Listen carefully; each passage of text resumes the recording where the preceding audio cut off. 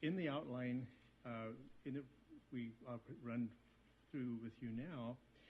We'll talk about a number of things, but before I do, I just wanted to let the board know that we happen to have with us Mr. Jason Peltier, who is the Water Authority's Executive Director.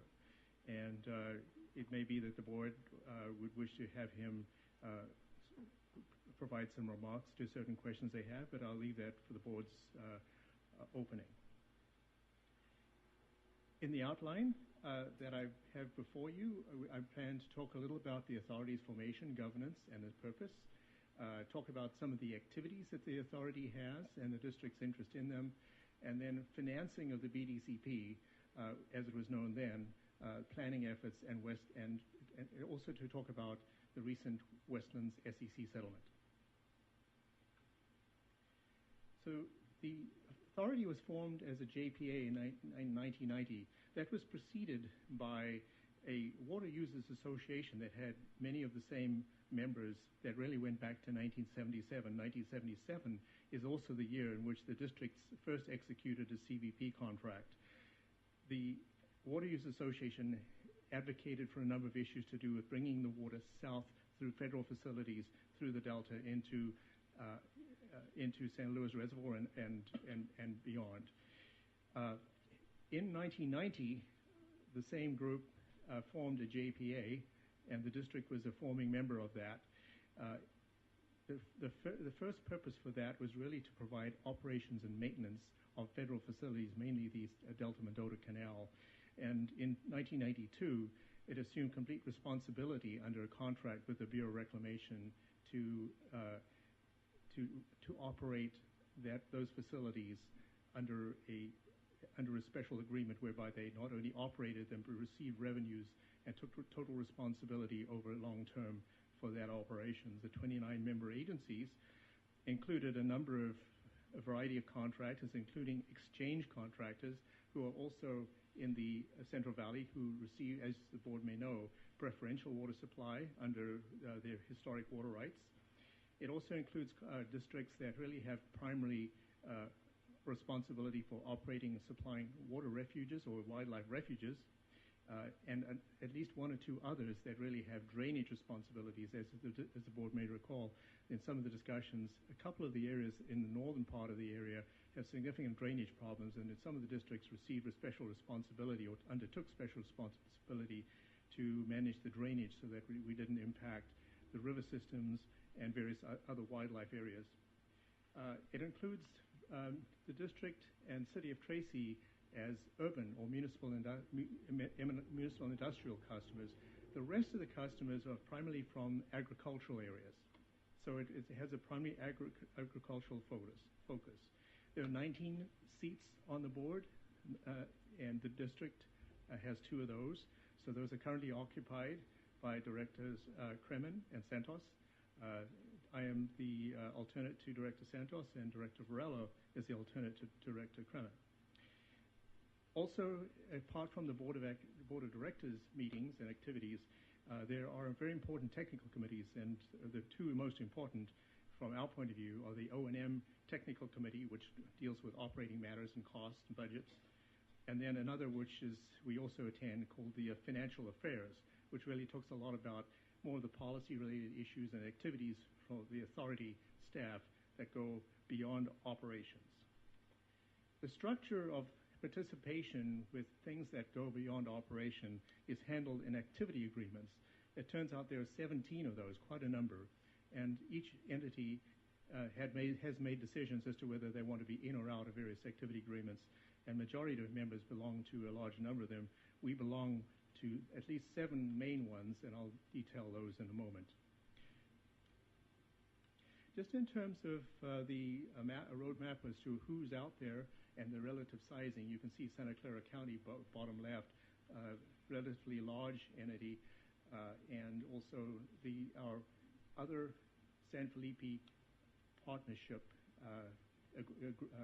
entity, San Benito County Water District, just to the right, southeast of that.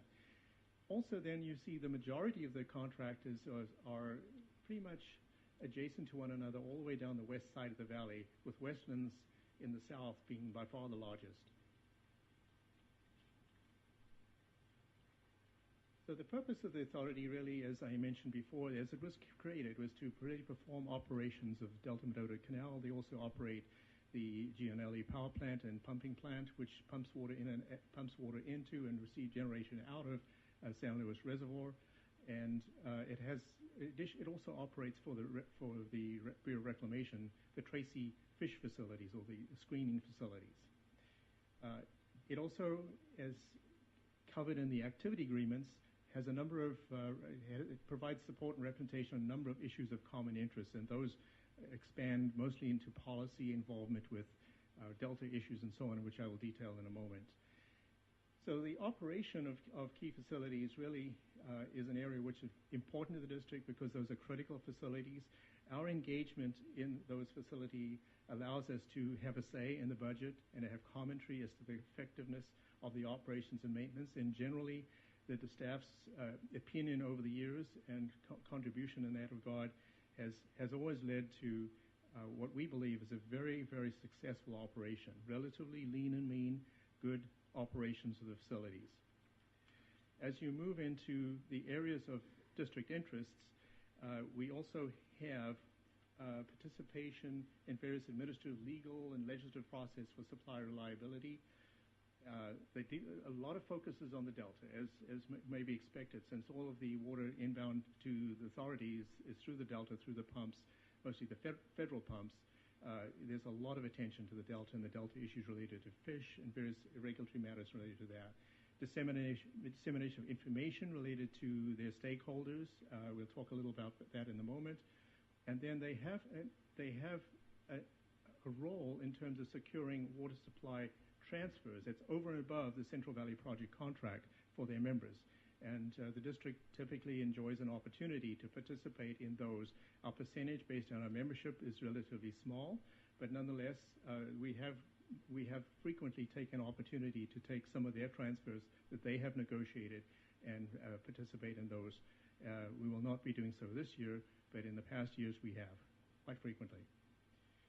So generally, here's what goes beyond the O&M. So this is in the framework of the activity agreements. These are the activities that are not related to operation maintenance of the San Luis to the Delta-Mendota Canal. And I'll start at the top. This pie chart talks about a breakout of the district's contribution, annual amount about $450,000. So there is a general membership amount, relatively small at the top. Then you have, in diagonal slices across the pie chart, the salmon red and the purple at the bottom, what we call ledge ops, which is legislative and various operational affairs. It includes legal activities. Those are significant in combination. They include public outreach, a number of activities, and the district belongs, as you can see, these are all the ones the district belongs to both of those. Then as you go further towards the right-hand bottom of the chart, you have the Delta issues participation. Not surprisingly, with all the Delta issues, a number of those have an engagement with various regulatory activities to make sure that the voice is heard. Moving around, there's one that has a relatively small contribution to do with renewal of contracts, legal activities related to that, where there's a joint interest on that. Then we have a smallish slice, which is the ongoing support for the DACCP, which is really the BDCP project. And for those who are possible members of that and are in the planning phase of that, including the district, we contribute towards those costs, and our amounts are about $30,000 a year. The other amount towards the top left, $100,000, is really to do with fishery issues and habitat formation. For example, one of the areas involving is the collaborative work, working with others to deal with issues to do with Delta smelt. And as you know, the district is actively involved with that, and we fund that through this particular vehicle. Also wanted to talk about the fact that as we go into the most recent issue, that the board had some interest, at least some members had questions related to how the authority participated or raised funds to do with the BDCP. So in 2009, the authority issued $50 million in revenue notes For those who are interested in the planning phase of BDCP, and the district was involved with that, Westlands backed those notes. In other words, stood surety for them. The district participated through an activity agreement, much as I described earlier. In 2013, refinancing occurred, but the district at that point elected not to continue through the debt financing and paid off its share, which was about $4.2 million. So we did not participate in the financing from that point on, and that becomes relevant as we move into the next item. So the next item really got down to an issue that was affected Westlands and indirectly then the authority. So then on March 9th this year, the Securities and Exchange Commission issued a cease and desist order and made findings that Westlands Water District violated Section 17A2 of the Securities Act by failing to disclose extraordinary accounting transactions and adjustments implemented to increase Westlands' debt service coverage ratio without raising rates on customers. A settlement was reached that enforced fines on Westlands, its general manager, and former assistant manager. The settlement prompted Fitch Ratings to place Westlands and the authority on a ratings watch negative on March the 10th. This was followed by Standard & Poor's placing Westlands and the authority on a negative watch on the same day. However, neither rating agency downgraded the credit rating for Westlands or the authority. In addition to placing Westlands and the authority on a rating watch negative, S&P and Fitch Ratings also placed 29.8 million revenue bonds issued by the authority into a negative watch because the bonds were backed by Westlands. On March the 25th, S&P removed both Westlands and the authority from the negative watch with the justification that Westlands' inappropriate accounting disclosure was likely an isolated event and that there was no evidence to indicate that it had continued the practice. S&P considers the outlook on all outstanding bonds to be stable. Fitch has not, as of current date, removed its negative watch determination. So the SEC settlement has no impact on existing debt and therefore would not alter the repayment terms of the authority's 2013 refinancing of the authority's notes related to the BDCP. Staff is confident there will be no direct impact to the district related to the SEC enforcement action. At this time, Westlands is not a business customer of the district with outstanding receivables. So one of the issues that will come up for us is in terms of what are the other impacts potentially, and the staff has considered that it's possible that the SEC's scrutiny of Westlands might potentially, we have not seen evidence yet, extend to other water districts in the state and elsewhere in terms of their own credit standings. That is a potential thing that we need to be aware of.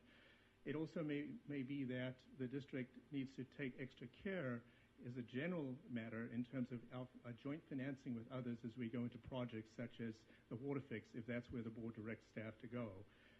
In other words, for example, if we have joint financing agreement with others, their credit rating would have an impact on us, and if it had to be negative at some point, would have an impact on us. And so this is a wake-up call in a sense that we need to be aware that other districts' credit ratings are important for us when we go into partnership agreements with or contractual arrangements with them to do with joint funding of projects, simply as a general practice that would be advisable.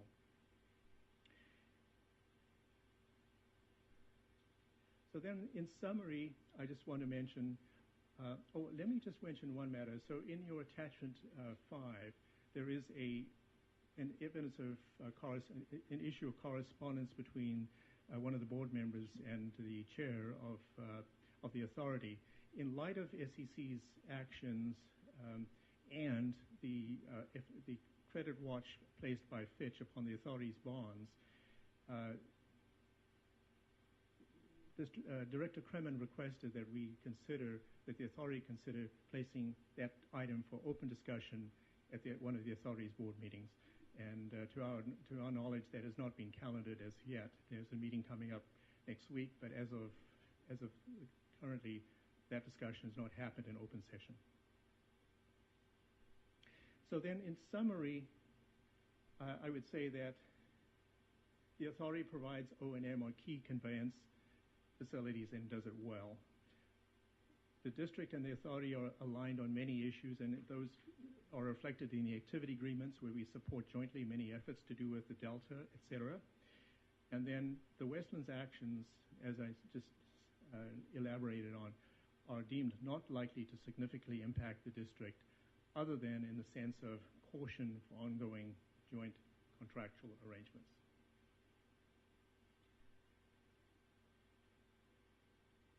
That concludes my remarks.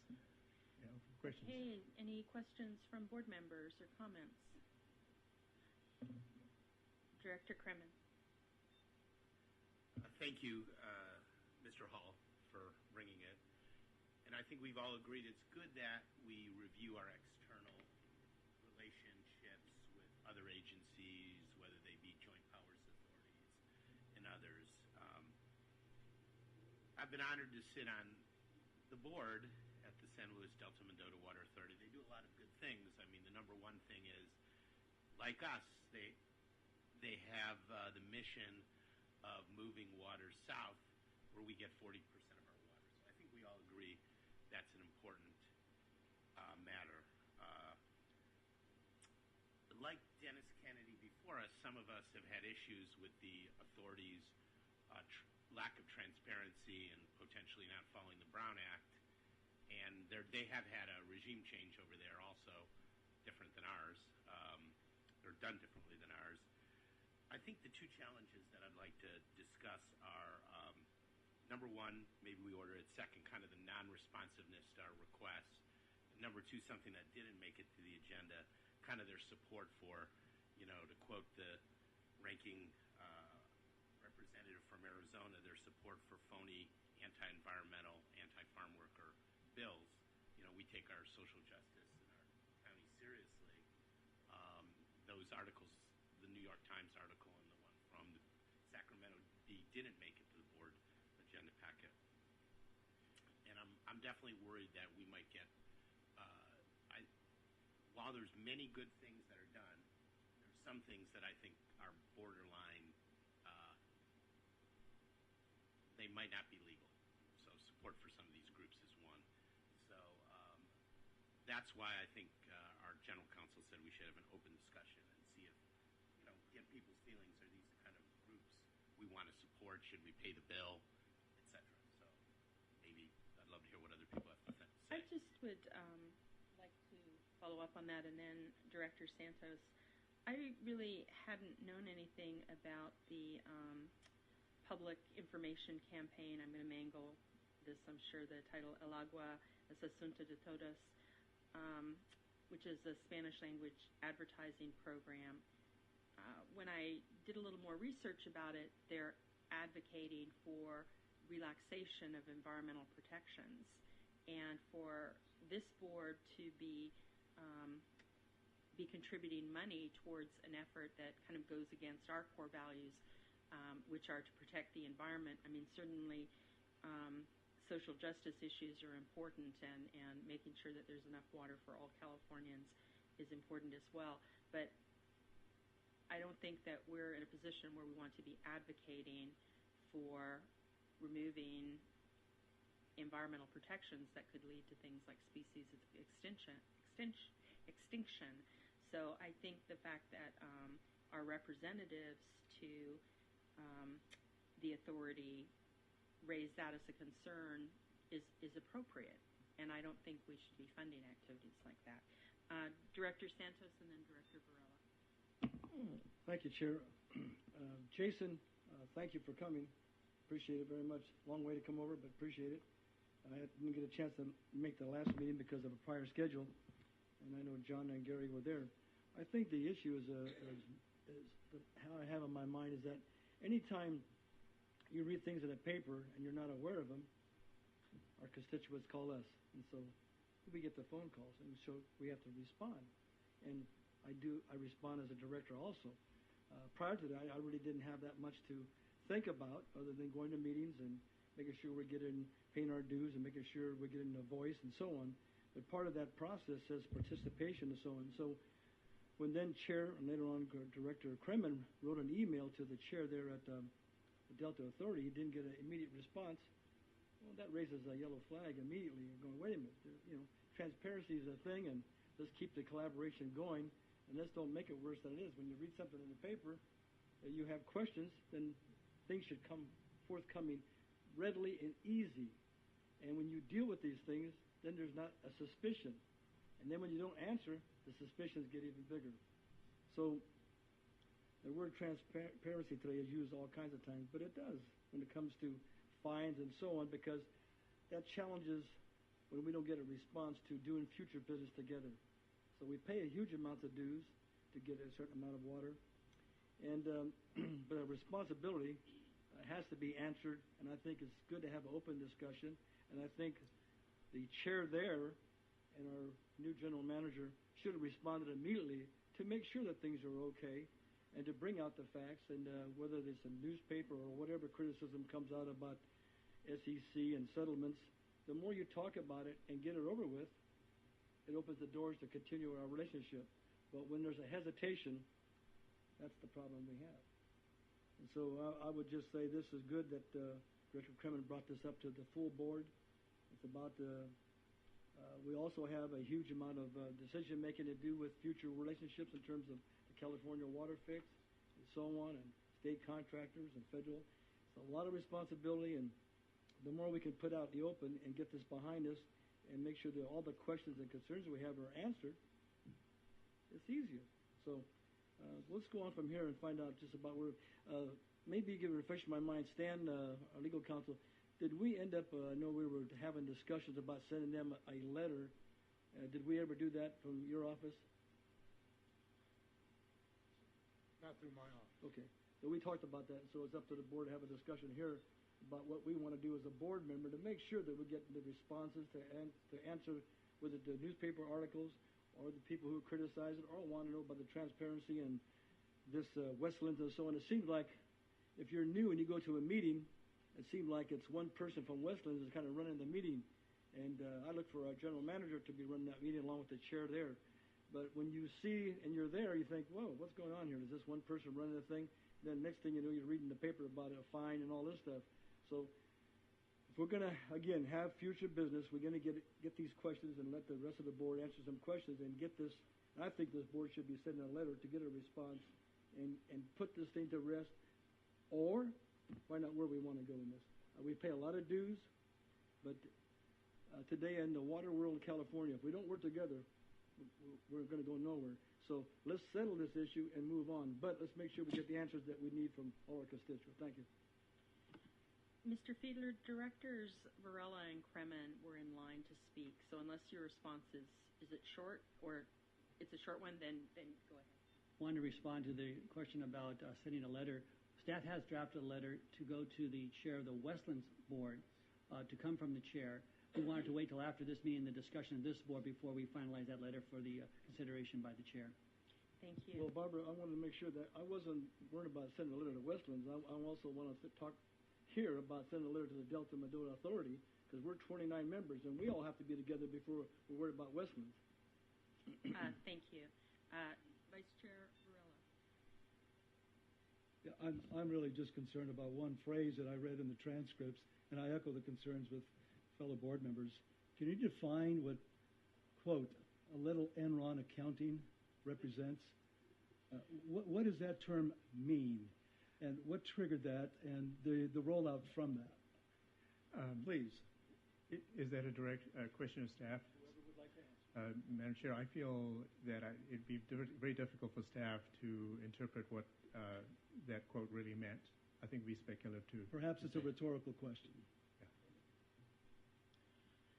Director Kremen. Right. Yeah, I would agree with. Pretty funny, John. I forgot about that. There's actually another quote that's on the level of that. It's talking about back to this editorial. It's saying making farm workers the face of an anti-environmental campaign designed to benefit corporate agribusiness interest is doubly cynical, because many of California's biggest growers have opposed farm workers' interests for decades, blocking efforts to improve unsafe working conditions. That's where this money's going, to further this, and upgrade housing and wage standards. In a rare moment of candor, a Westland farmer even admitted to one newspaper not long ago that big ag polls poorly in an attempt to justify their strategy. So my challenge is the blowback that comes from us supporting these kind of campaigns. And I'd say, I think the letter writing is good, but I'd like to actually see us withhold our pro rata share from our bill. And if there's any legal issues, we can deal with them at that time. So that would be my motion. Okay. We have several members of the public who'd like to speak, so I think perhaps their comments might be informative to us as we continue our deliberations. The first person is Ms. Deirdre Desjardins, followed by Ms. Barbara Berrigan-Perea. Hello, Ms. Desjardins. Hi. I just wanted to bring to your attention that the educational campaign is not the only anti-environmental campaign by the San Luis and Delta-Mendota Water Authority. They have a very aggressive legal strategy of suing every time any water is dedicated to the environment. They sued over this biological opinion to protect Delta smelt. They sued on remand.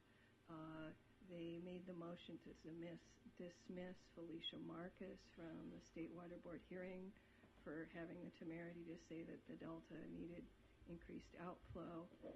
And I would argue that this is more Westland's agenda, and the board is participating in it through their funding. But the board is not as affected as Westland's by cutbacks. Westland's is a south of Delta Ag District. Under the CVP shortage policies, they're the first to get cut back. But you're an M&I customer. You don't need to be so aggressive to have water supply reliability. You got M&I during the drought, and the Bureau actually made special arrangements so you could request more water. So I think that's another area to look at, as well as the El Agua campaign, which I agree is very cynical. Thank you. Thank you. Ms. Berrigan-Perea, followed by Mr. Frost. Good afternoon. Thank you for the opportunity to speak. Director Kremen, we really appreciate the comment that you just made about reconsidering funding for the El Agua campaign. I wanted to remind the board here that San Luis Delta-Mendota Water Authority, with Westlands as one of its major members, in addition to the SEC discussion, is now under congressional investigation. And you have California Water Fix under investigation by the Bureau of Interior right now for funding as well. So my question is, in your letters and moving forward in your discussions as a San Luis Delta-Mendota member, where and when will be the public discussion on how San Luis Mendota and Westlands could pay its 40% contribution to Cal Water Fix? The public is really interested in hearing and observing that conversation, knowing what those commitments will be. And we're particularly interested because the Bureau of Reclamation recently sent a letter to California Water Impact Network and made it clear that there will be no federal contribution through the Bureau towards construction costs for the project. So we are really interested in the public conversation as to how San Luis Delta-Mendota Water Authority units can make that 40% contribution. Thank you. Thank you. Mr. Frost.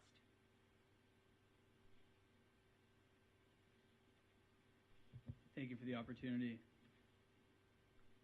As I start every time I'm able to speak, I want to let you know that, kind of remind you that the board and the staff represent the ratepayers and the taxpayers of Santa Clara Valley. And we're all accountable to those people. And that is above all more important than anything else. The people, the ratepayers, the property taxpayers. There's a cliche I heard recently, and it went like this: never hold on to a mistake just because you spent a long time making it. And I use that in this context because we're all reliant on imported water, some more than others. Santa Clara Valley Water District, a very small percentage versus Westlands. There's many bad assumptions that have been baked into the way Westlands is currently operating, and we've got many authorities looking into those. There has been fraud, and as far as Enron accounting, a little goes a long way. And I also feel like the people of Santa Clara Valley and the property taxpayers and the ratepayers have been given a false choice. It's California water fix or nothing. I was up here in 2014. I gave an hour and 15-minute presentation, and I presented the Environmental Water Caucus plan, the reduced exports plan, as an alternative to the California water fix. It was BDCP at that time. And I also sat through a long presentation by Doug Obeji at NRDC on NRDC's plans as an alternative to the BDCP at the time. So to say that it's California water fix or nothing is not true, and that is a false choice that's given to the people. The California water fix is not approved, it's not permitted, and it's not funded. Allocating any money towards that project is a problem for the ratepayers and the property taxpayers of Santa Clara Valley. The California water fix is a bad investment. Putting all of our eggs in that basket, massive capital outlay for water delivery in 20 to 30 years. Where's that water coming from? Oh, it's Sierra snowmelt deliverable through the Sacramento River. But if we look at the forecast for Sierra snowmelt moving forward 20 and 30 years, that amount of water is going down, down, down. So to put all of our money on the table for something that's dwindling doesn't make a lot of sense. We're asking this board to seriously look at alternatives and focus on regional self-sufficiency. I hear the talking point, we're doing everything we possibly can. We're asking you to go further than you ever thought possible on regional self-sufficiency. If you look at 2014, the calendar year, San Jose got over 90% of the normal rainfall. Much of it came in 1 month. That was the middle of an extended drought. With proper regional self-sufficiency infrastructure and commitment, many of our challenges will be alleviated. Thank you, Mr. Frost. Director Kremen. We do have the executive director. I would be honored if you could come speak first before we kind of talk a little bit. I mean, he's here if through the chair. Mr. Pelletier, if you'd care to come forward and address the board. Thank you.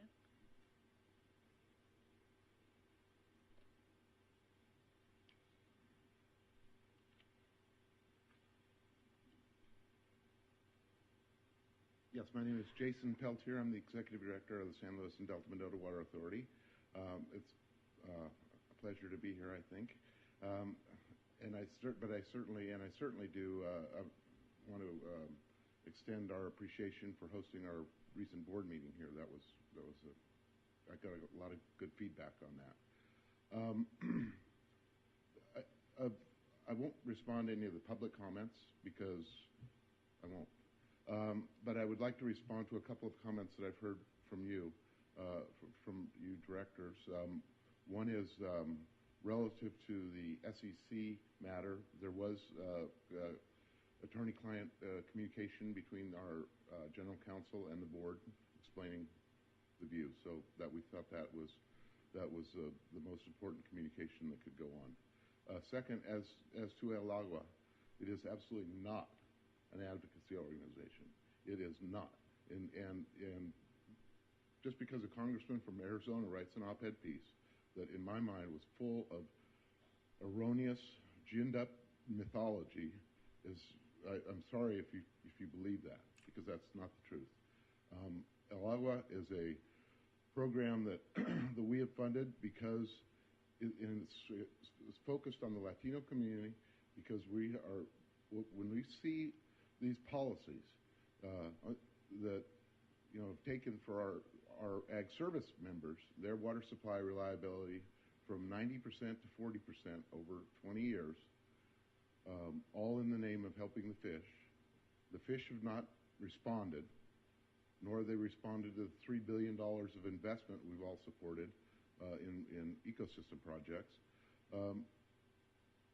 And while those things are going on, there are human consequences associated with that, only 40% on average. Dire human consequences in the west side of the San Joaquin Valley.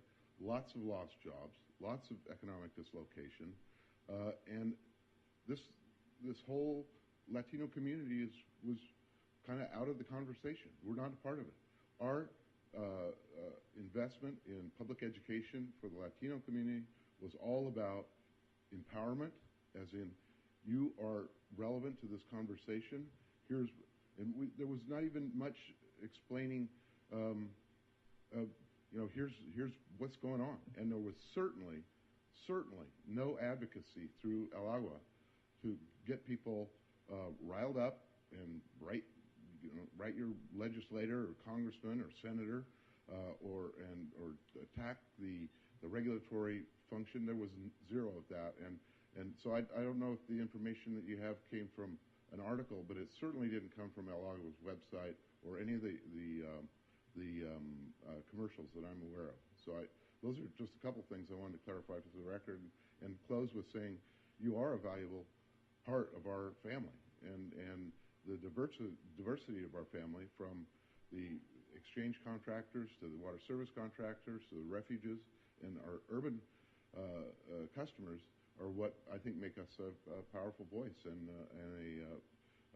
not that power, quote unquote, has delivered much in terms of relief on the environmental and fishery policies that have so broken the CVP. Director Kremen. Thank you for coming here. My pleasure. And thank you guys for actually coming here last month. I mean, I don't think it's just one Congress person from Arizona. You know, there was a front page New York Times story on this very group, calling it a front group also. And with respect to the client attorney privilege, I don't believe there was anything in there that was client attorney privilege, and I'm going to make a motion that we schedule a closed session to talk about that and maybe litigation over that. So I think there's just a lack of transparency dealing with our agency that's preceded me and been around for some before. And that's kind of what my issue here is. I don't know if anyone else has any comment on this. Any further comments? I actually have a question, Mr. Peltier. So I thought I saw direct quotes from people representing the Hispanic communications group that specifically called out relaxing environmental protections. So are you saying you don't believe that's the case? There are people that would like to say we should invest in advocacy, but that is not within the legal purview of the authority. So we have to say, if you want to do that, you go form another organization or go someplace else, and because that's not the kind of organization we are. I mean, advocacy in the sense of course, we engage in the public process of commenting on draft documents, commenting on policies, trying to steer them in a way that will not result in a broken project. We engage in of course, we engage in the judicial branch, because many times that is the only place we can get, we can seek relief or redress from some of the onerous environmental regulations that have been laid on the project over time, and which have put not only our water service contractors at risk, but I would argue have put Santa Clara at risk, and even put up the exchange contractors with very, very old water rights at risk of shortages. I think my concern is that as a county, we are environmentally sensitive, and so we have not taken a position that we want to roll back environmental protections. And if somehow we are inadvertently funding any kind of effort like that through our participation in the Delta-Mendota Authority, that could potentially be a concern for us. Okay. Well, I would understand if you had that concern, but I just want to be clear that we recognize that the health of our water supply and the reliability of our water supply runs through healthy fisheries. At least that's what we've been told by countless laws, and that's the paradigm we're in. So it is in our interest to have the fisheries improved, but the regulatory approach of the agencies, the single dial approach, will just turn down the pumps, has a 20-year record of failure, and we want to see them. We would like to see actually the Fish and Wildlife Service that it listed the Delta smelt 26 years ago. We'd like to see them develop a recovery plan. They have never done that. Well, they have a 20-year-old recovery plan that says turn the pumps off. That's not recovery. We have lost, I think, in the context of the pivot for BDCP to California Water Fix, we lost something really important. We all did, and the environment did. We had a very robust, institutionalized discussion about other stressors, the 20 other things that we've identified, from pollution to illegal fishing to a lack of habitat and other stressors that the fish face. We've lost that discussion, so that's unfortunate. Director Kremen? Yeah, there's definitely a lot of things we do have in common, given the situation we are in the county with water. I think we're being more narrow-focused than criticized fully. We're talking about the lack of transparency and covering up public information by marking it client-attorney privileged, and two, concerns over a tactic of using groups like that actually, I think, are actually adverse to us getting involved with that. So I guess my motion that I'm thinking about is to authorize the chair to send a letter about this lack of transparency and marking things that are not client-attorney privileged as a way of covering up, and two, our concerns over the El Agua program, including not paying our pro rata share for it, and directing staff not to pay, and inform us if that leads to any issues, and if it does, schedule a discussion.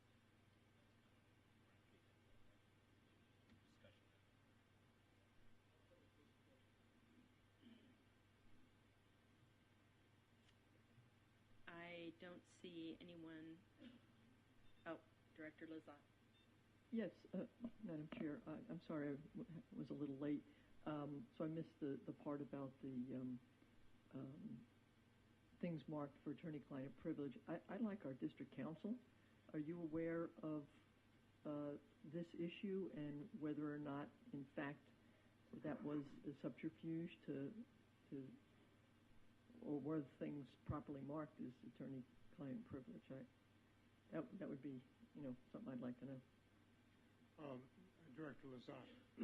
Yes, I'm aware that a memorandum was sent by the General Counsel of San Luis Delta-Mendota out to its directors. I am aware that he did that, and my understanding is, in fact, that it was attorney-client privilege. Because it is attorney-client privilege by a document from a different agency, I am not able to review it. It is strictly limited to those who were recipients of that document, and my understanding is they were all directors of the San Luis Delta-Mendota Authority. So I can't answer your question, was it a proper subject for attorney? I can't, because I can't review it. Director Lazat. Yeah, you haven't seen it, nor have you reviewed it. It was just marked attorney-client privilege by the council to the board. Yes, I have not seen it at all. All right, thank you. I have a quick question. Could the Delta-Mendota Water Authority waive the confidentiality of that to allow you to review it on our behalf? I would answer that question because I don't know specifically how they operate Well, I would answer it in the sense of, what if that same kind of request was made of our district? And the answer is that the privilege of the document belongs to the board as a whole. All you 7 folks are the ones who decide whether an attorney-client privilege can be waived. It's not something I have authority to do. It's not something the interim CEO has authority to do. You, as the directors of the district, hold that privilege. So if our representatives on the authority were to make that request of the rest of the board could vote to approve it or not at their discretion. Again, I can't speak specifically to the processes within. Okay, but that would be a kind of a normal process. But if it were the case here, we would put it on an open agenda, and you folks would be deciding what action, if any, you wanted to take. Okay, thank you. Director Escamera, followed by Director Varela. Are you saying that communication that's confidential to one of our directors can't maintain that confidentiality if they speak with their counsel or share it with their counsel under the same privilege? I do not have any authority or right to review a confidential exchange between the attorney and his client. In this particular case, that's what it was. And ethically, I don't have any right to do so. And quite frankly, if I were to do so, I'd be concerned about being taken up by the state bar for intentionally interfering with attorney-client privilege. I'm asking you, if you're our counsel, we get a confidential communication from some other counsel, that violates confidentiality. Share it with our counsel. My answer would be yes. Vice Chair Varela, followed by Director Kremen. In a personal telephone conversation with the authorities' legal counsel, I was advised under no circumstances can I enter into any conversations whatsoever about any issues that were discussed in closed session with any members of the board, legal counsel, etc. I was personally advised. I'm not even sure I'm allowed to have this conversation. Director Kremen, followed by Director Lazat. Right, so I think that's why we want to schedule a closed session to discuss this, because it is a legal matter and it might involve litigation. So that's why, again, my motions want to authorize the letter to talk about, 1, lack of transparency and sham overmarking things, client-attorney privilege. 2, talk about our not paying for the phony group and direct staff not to pay. Schedule the session. I've got a second. I mean, I'd like to hear from the executive director, but I'm not. There was a little bit of rhetoric there, Director Kremen. Exactly. It's difficult to respond to one of my directors in public and say, it's not a sham group, it's not overmarking, it's not, but those are my views. So we did have a difference of opinion, that's all. And I don't think there's anything to be disagreeable about, but we just have a different perspective. Okay, Director, yes, I was about to say Director Lazat, followed by Director Schwea, followed by Jim Fiedler. Gary, when would be the next time that you could make the request at a board meeting to waive that privilege? Because, and here's why I would like you to do that, because I don't know that I can support your motion as you say it, because you're saying that an attorney marking something confidential to his board members was improper, and I can't do that. I just heard my counsel say that he can't comment on it. So I would have a difficulty supporting your motion, but I would like to know when would be the next time that you could get it waived. And then we could find out, then it would speak to your question of, was it improperly marked? And that I would be more comfortable with that, with supporting that it was improperly marked. I'll let go through the chair. The challenge we have is, for example, they're going to just blow that off because, like, we sent this nice email that we talked about, hey, what's up with this Westlands thing, and they blew it off. So the question is, how do you get it on the agenda if it's always blown up? I mean, I'm willing to do that, make a request in writing, or maybe our board can, to add some force to it.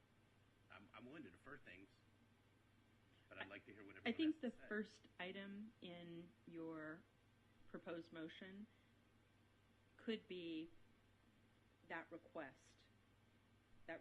to put it on an agenda to waive the privilege. And I think that's something that I'm getting the sense here that would be the chair and vice chair, yes.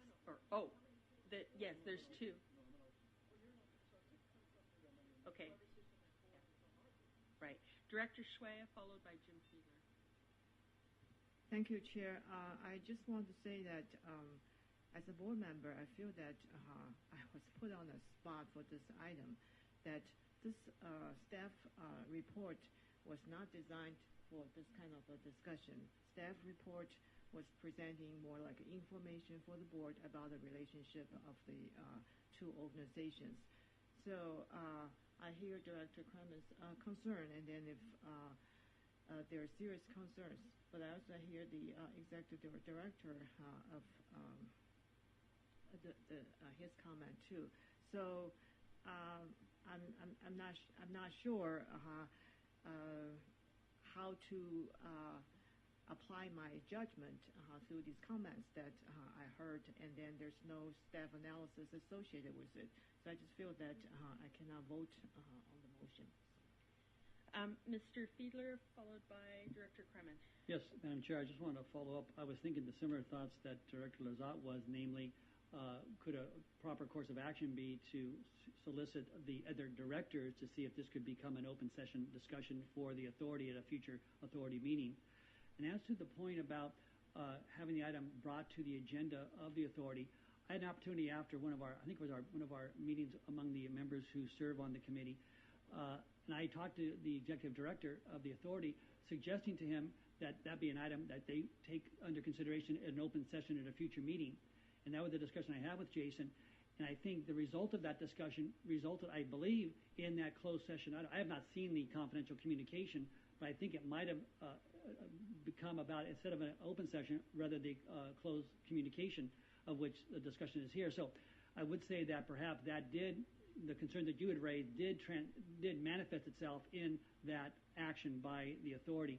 However, it doesn't satisfy Director Kremen, which I think you're right in raising the question back to the full board of the authority to solicit this, to have this be an open session discussion at a future authority meeting.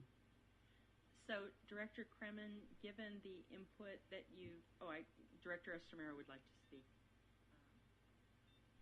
Thank you, Madam Chair. I've listened very closely, and I agree with Director Shua that this is a last-minute thing, but that's nothing new. Everything's a last-minute thing. But this is a very important item. There are a lot of pretty interesting, very important, significant interests that we have as part of this joint powers. And I think it's important for us to exercise those interests and protect them. So I support this motion, and I support this motion because we who really believe in accessibility and allowing the community to know what it is that we do don't want to participate with folks who don't understand that interest. This thing about we don't want you to talk to anybody about any of this stuff, that's not a way to do public business. I go to every committee meeting and I tell all the folks, now you're going to be like us. You're going to have the Brown Act you're going to have to deal with. You have to learn to live with it. That's why more than 3 of us don't talk about these issues before we get to a meeting. That's why we sound like idiots when we start a conversation because we haven't had the conversation.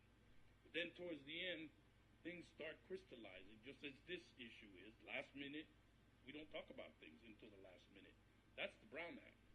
And so if we got to deal with it, so should everybody else.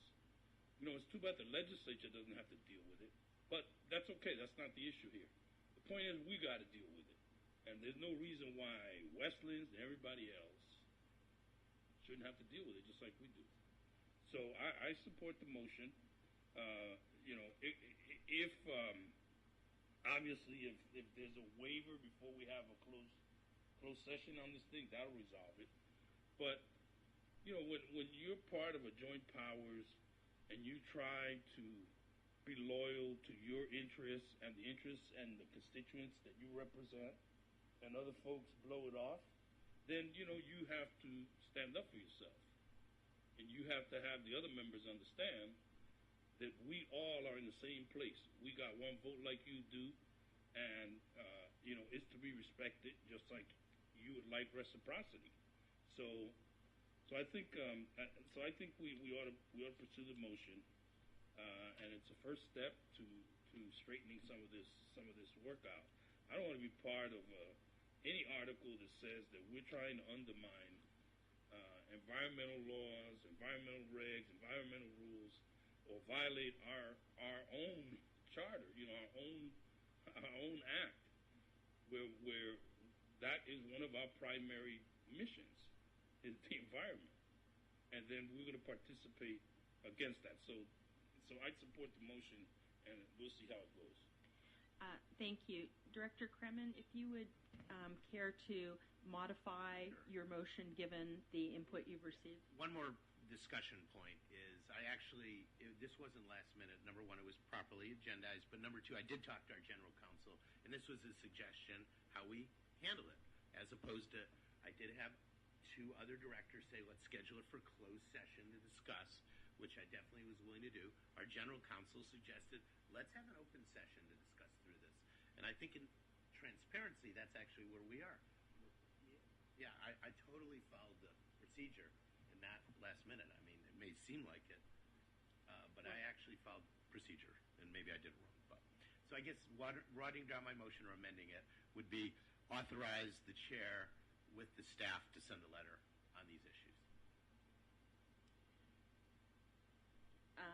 And the issues being that we are going to request that the Delta-Mendota Authority look at releasing or I don't know how you would say it, releasing the privilege and allowing our district council to review that attorney-client communication. Partially releasing or allowing him or a designee of the board because of concerns over transparency. Okay. Friendly amendment to mine. Director Santos, you okay with that? There was some additional information based on our interest in not necessarily participating with the, I don't want to say advocacy, the Spanish language awareness issue. That was the second part of your. Did you want to hold off on that until a further date? How about I've surfaced the issue. There's some maybe additional reading material that Director Lazat you might want to look at, and we can put that on the agenda and maybe bring that back in a month or so. Okay. District Council, Mr. Yamamoto. Thank you, Arsha. Mayor's Board. With respect to the issue of the disclosure, there's a number of ways that we can make that request. It could be a request that it be released in the Public Records Act, so you don't get into the issue of waiver. But I think what the board is asking is not just that I be able to look at it, but the idea is that the board would be able to review it and evaluate its contents as well. So I want to make sure that I'm clear. I think that's really where the board's going, is you want to review whatever is in there. I don't know what's in there, but I think that's where you're going. Whether it's released through a waiver or Public Records Act doesn't really matter. The idea is to release it. Is that correct? Thank you. Yeah, I mean, we just want to see who we're in business with. I think that's legitimate. We share a lot of interests, which is good, but I think we kind of have to know where this is at, so that would be it. Okay. Thank you, Director Schwea. Yeah, with the revision to the motion, just limit to transparency and also the request for the information, I will support the motion. Okay. At this point, I'd like to call for a vote. All those in favor of the motion say aye. Aye. Any opposed? That carries unanimously. Thank you. I would like at this point, since Director Lazat had requested that we defer item 4.2 just until she was able to get here, that we now take that up at this time because there are members of the audience who would like to speak on this.